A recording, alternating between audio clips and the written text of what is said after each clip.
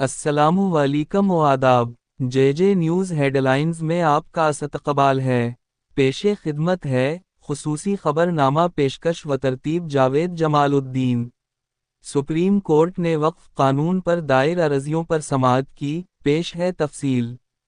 वक्फ तरमीमी कानून 2025 के आईनी जुबाज को चैलेंज पेश करने वाली अर्जियों पर अदालत उज़्मी ने मई 20 को समाअत की।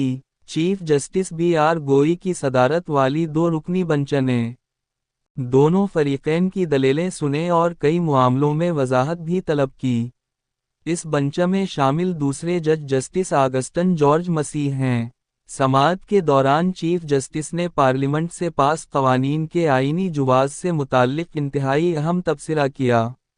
इन्होंने वक्फ तरमीमी कानून को चैलेंज पेश करने वाले अर्जी दहिंदगान से कहा कि पार्लियामेंट के जरिया पास कवानीन में आईनी जुबाज का अंसर होता है और कोई कानूनी आईनी नहीं है, इसका जब तक कोई पुख्ता सबूत सामने नहीं आता, अदालतें इसमें मदाखलत नहीं कर सकतीं।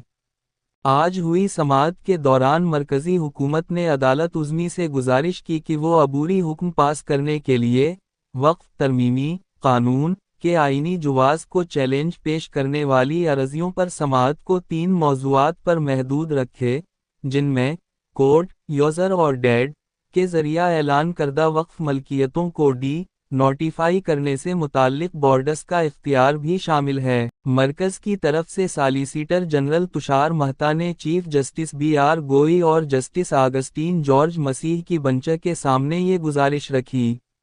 तुषार मेहता ने कहा कि अदालत ने 3 मौज़ूआत निशानजद किए थे।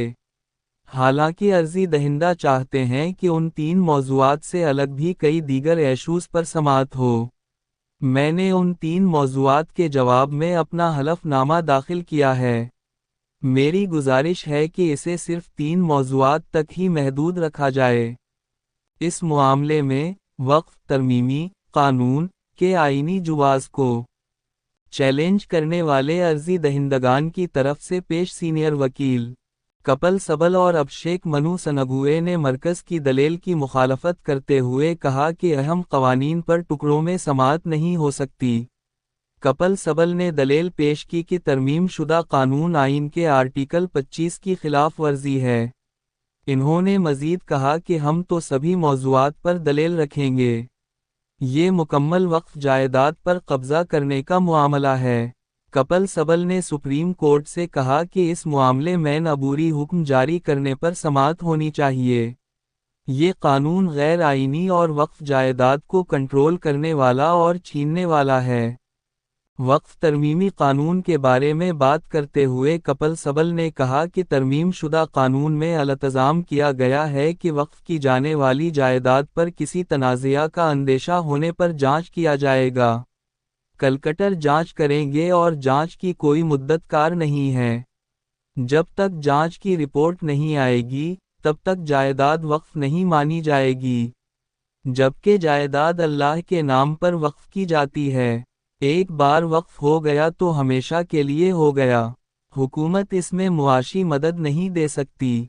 मसाजिद में चढ़ावा नहीं होता, वक्फ इदारे अतिया से चलते हैं। इस पर सुप्रीम कोर्ट ने सवाल किया कि दरगाहों में तो चढ़ावा होता है। जवाब में एडवोकेट कपिल सिब्बल ने कहा कि मैं मसाजिद की बात कर रहा हूँ, दरगाह अलग है। इन्होंने मजीद कहा कि मंदिरों में चढ़ावा आता है लेकिन मसाजिद में नहीं। यही वक्फ बाय यूज़र है। बाबरी मस्जिद भी ऐसी ही थी। 1923 से लेकर 1954 तक अलग अलग इल्ज़ामात हुए, लेकिन बुनियादी उसूल यही रहे। कपिल सिब्बल ने अदालत उज़्मी के सामने अपनी बात रखते हुए कहा कि वक्फ कानून में तरमीम के जरिया एक ऐसा अमल तैयार किया गया जिसके जरिया से वक्फ जायदाद पर कंट्रोल किया जा सकता है। वक्फ को अतिया करदा निजी मलकियतों को सिर्फ इसलिए छीना जा रहा है क्योंकि उनके तनाज़ा का शिकार होने का अंदेशा है या उनके मालिकाना हक को लेकर तनाज़ा है। इस कानून को वक्फ जायदादों पर कब्जा करने के लिए डिज़ाइन किया गया है। स्टेट मजहबी इदारों की फंडिंग कर सकता। अगर कोई मस्जिद या कब्रिस्तान है तो स्टेट इसकी फंडिंग नहीं कर सकता, یہ سب نجی ملکیت کے ذریعہ سے ہی ہونا چاہیے۔ اگر آپ مسجد میں جاتے ہیں تو وہاں مندروں کی طرح چڑھاوا نہیں ہوتا، ان کے پاس 1000 کروڑ 2000 کروڑ نہیں ہوتے۔